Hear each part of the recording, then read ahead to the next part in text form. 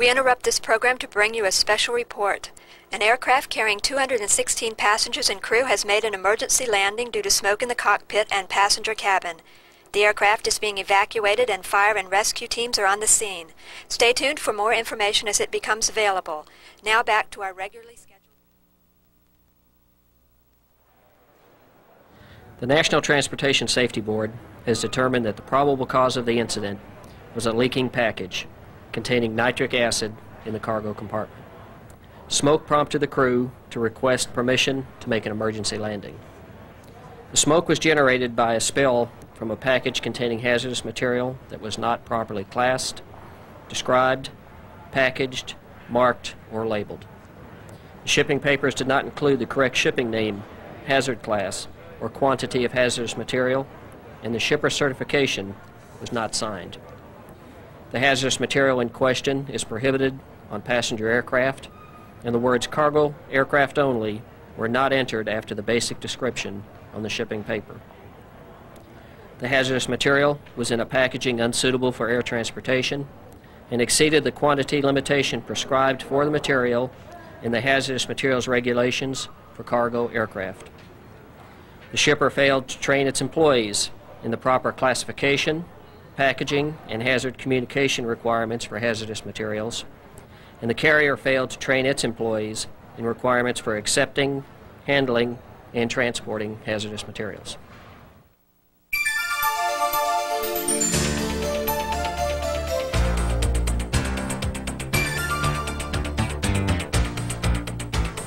Ensuring safety, transporting hazardous materials by air is presented by the Department of Transportation's Research and Special Programs Administration, RSPA, and the Federal Aviation Administration, FAA.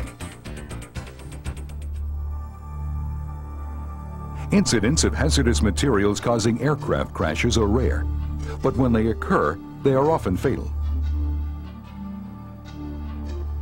The purpose of this video is to make you aware of the potential dangers involved when hazardous materials are transported by air, and to emphasize the importance of compliance with the hazardous materials regulations. We will review procedures for preparing hazardous materials for shipment by air, and if you offer, accept, and/or transport hazardous materials by air, this video is for you. Shippers, freight forwarders or indirect carriers, air cargo agents, load planners, ramp service personnel, pilots, and passenger service personnel, including all air carrier and contract personnel who accept baggage. Hazardous materials are regulated because, if not properly packaged and handled, they may pose an unreasonable risk to health, safety, and property when transported in commerce. There are 9 classes of hazardous materials which are defined in the Hazardous Materials Regulation and include Class 1, explosives. Explosives include chemical devices, compounds, and mixtures that function by explosion or in a similar manner, even if not designed to do so. Explosives range from small arms ammunition and fireworks to dynamite. Class 2, gases. Class 2 is broken down into Division 2.1, flammable gases such as butane. Division 2.2, non-flammable compressed gas such as nitrogen. And Division 2.3, poisonous gas such as chlorine. Class 3, flammable and combustible liquids. Class 3 materials and their vapors are highly flammable. Gasoline, lighter fluid, and paint are familiar examples of this hazard class. Class 4 is divided into Division 4.1, flammable solids such as nitrocellulose and matches. Division 4.2, spontaneously combustible materials such as phosphorus. And Division 4.3, materials that are dangerous when wet, such as sodium. Class 5 consists of Division 5.1, oxidizers, and Division 5.2, organic peroxides. Oxidizers such as hydrogen peroxide generally yield oxygen readily and cause or contribute to the combustion of other materials. Organic peroxides such as benzoyl peroxides are materials that have a double oxygen bond and readily provide oxygen and contribute to combustion. Class 6 is divided into Division 6.1, poison or toxic materials, and Division 6.2, infectious substances. Poisons such as sodium cyanide and parathion may cause injuries, even death, if swallowed, inhaled, or absorbed through the skin. Infectious substances include viruses or bacteria that may cause disease in humans or animals. Class 7. Radioactive materials. Radioactive materials emit ionizing radiation that may be harmful to humans or animals and can affect photographic and X-ray film. Only radioactive materials intended for use in or incident to research or medical diagnosis or treatment may be carried on a passenger aircraft. Class 8. Corrosives. Corrosive materials may cause damage when they come into contact with living tissue, aluminum, or steel. The acid in a battery is an example of a Class 8 material. Class 9. Miscellaneous hazardous materials. These are any materials that may pose a risk to health, safety, and property that are not covered in other hazard classes.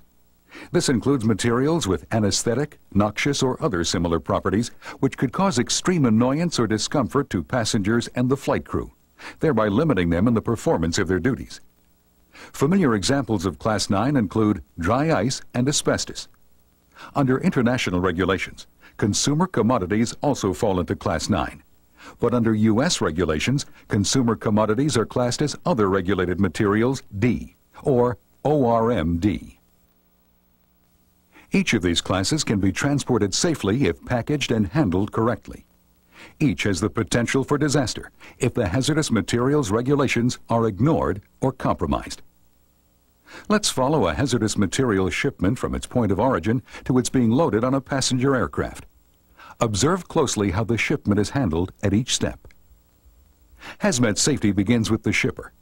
The shipper classifies, describes, packages, marks, and labels the shipment, prepares the shipping papers, and provides emergency response information. The shipper also verifies that the material may be transported by air and that the packaged amount does not exceed the quantity limitations specified in the hazardous materials regulations. The shipper may take the shipment directly to the air carrier or to a freight forwarder. Before accepting the shipment, the freight forwarder must verify that the package complies with the regulations, that the package is in good condition, and that the shipping papers have been correctly prepared. Packages that are damaged or leaking or otherwise improperly prepared must be refused. Only properly prepared shipments can be accepted. The next stop is the air carrier's cargo department. The air freight agent checks the entries on the shipping papers for compliance with the hazardous materials regulations. The basic description of the hazardous material must include the proper shipping name, hazard class or division number, identification number, and the packing group, if one is assigned. The packing group indicates the degree of danger, with PG1 indicating great, PG2 medium, and PG3 minor danger. Packing groups are not assigned to Class 2, Class 7, and ORMD. The shipping paper must include the total quantity of material being shipped and any additional descriptive information required by the hazardous materials regulations. Shipping papers must have a 24-hour emergency response telephone number and assigned shipper's certification. The air freight agent also checks the condition of the package. The packaging is determined by the hazard class of the material and the packing group assigned to the material. The hazardous materials regulations offer the shipper a choice of packaging. This shipment, for example, must not be accepted. These boxes are not authorized for the hazardous material being offered and are incorrectly marked and labeled. Packages must be marked with the proper shipping name and ID number of the material. Other additional markings may be required, such as technical names, RQ, and orientation arrows for liquids. Labels are required to communicate the primary and, if applicable, the subsidiary hazard of the material. This shipment has been properly prepared. The packaging is appropriate and displays the correct markings and labels. The shipping papers are correct as well. Once the package and paperwork have been inspected and accepted, the air freight agent prepares the Notice to Pilot in Command. The notice will tell the captain that hazardous materials are on board, what they are, how much was loaded, and their location on the aircraft. The shipping papers, emergency response information, and notice to pilot in command must accompany the shipment. The load planner must be notified that a hazardous material shipment is planned for a flight. The load planner must verify that the hazmat is within the quantity limitations for the aircraft. The load planner prepares the cargo load plan, including the locations for loading the hazardous material. If more than one type of hazardous material is planned for a flight, the compatibility of the materials and the separation distances required must be considered in planning. Ramp service personnel transport the material to the flight line and load the aircraft according to the load plan. Ramp service personnel enter the location of the hazmat on the aircraft on the notice to pilot in command and give it to the captain. The captain reviews and accepts the notice to pilot in command. Air carriers also use and ship hazardous materials. Hazmat required aboard an aircraft to make it airworthy, such as aircraft batteries, fuel, and crew members' personal breathing apparatus, are not subject to the hazardous materials regulations. However, replacements for these items and other company material, COMAT, used in the day-to-day operation of the airline, such as paints, solvents, disinfectants, and cleaning compounds, are regulated and subject to the hazardous materials regulations when transported as cargo.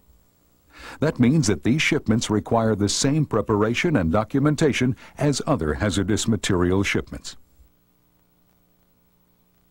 Most hazmat transported by air is shipped as air cargo. However, it is not uncommon for passengers to pack hazardous materials in their baggage. Although there are limited exceptions for passengers' personal use items, such as medicines and toilet articles, most hazmat is not acceptable in either carry-on or checked baggage. Personnel at ticket counters, baggage check-in positions, and gates must be watchful to make sure that hazardous materials are not inadvertently accepted in checked or carry-on baggage. Look for clues that a passenger may be carrying hazmat. For example, passengers traveling to the Caribbean may be traveling with scuba equipment containing compressed gas. A passenger with hiking gear may be carrying a liquid propane camp stove in a backpack. Other passengers may be carrying self-protection sprays like mace and pepper spray, which are prohibited. Despite all precautions, accidents do happen. Boxes fall off baggage carts. They become damaged. They leak. All personnel should know what actions to take when something goes wrong. Follow your company's safety procedures. When accidents, incidents, or discrepancies do occur, they must be reported. Discrepancies are situations where hazardous materials are improperly described, certified, marked, labeled, and packaged, and this is not known at the time of acceptance by the air carrier. Discrepancies require the person who discovered the discrepancy to notify the nearest FAA Civil Aviation Security Office by telephone. Hazmat incidents and accidents that result either in any of the following require notification as soon as possible to the nearest FAA Civil Aviation Security Office or the Center for Disease Control, if applicable. Death or injury that requires hospitalization. Damage greater than $50,000. Change in the operational flight pattern or routine of an aircraft. Shutdown of a major facility or transportation artery for more than 1 hour, or an evacuation of the general public that lasts for more than an hour. The telephone report must be followed by a written report within 30 days. A written report is also required for any incident involving the release of a hazardous material, regardless of the seriousness of the incident. Training is an integral part of hazardous materials safety. Training is required for all personnel who offer, accept, and/or handle hazardous materials in all modes of transportation. Initial training is required for new employees or employees who assume new hazmat-related responsibilities. This training must include general awareness, familiarization, function-specific, and safety training. A person may not perform a hazmat function unless they have been trained in that function. Or for a new employee or one who changes job functions, they work under the direct supervision of someone who is trained.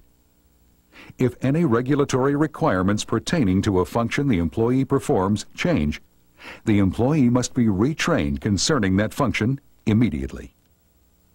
DOT requires that hazmat employees be retrained and tested at least once every 3 years.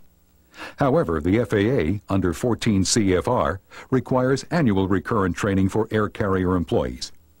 Both DOT and FAA require the employer to maintain training records. Training is the best means of preventing hazmat incidents. The responsibilities for hazmat safety are shared by everyone who handles hazmat shipments, from the shipper to the air carrier. Along with training, compliance with the regulations, general awareness, and diligence at baggage check-in positions, you can help ensure the safe transportation of hazardous materials by air.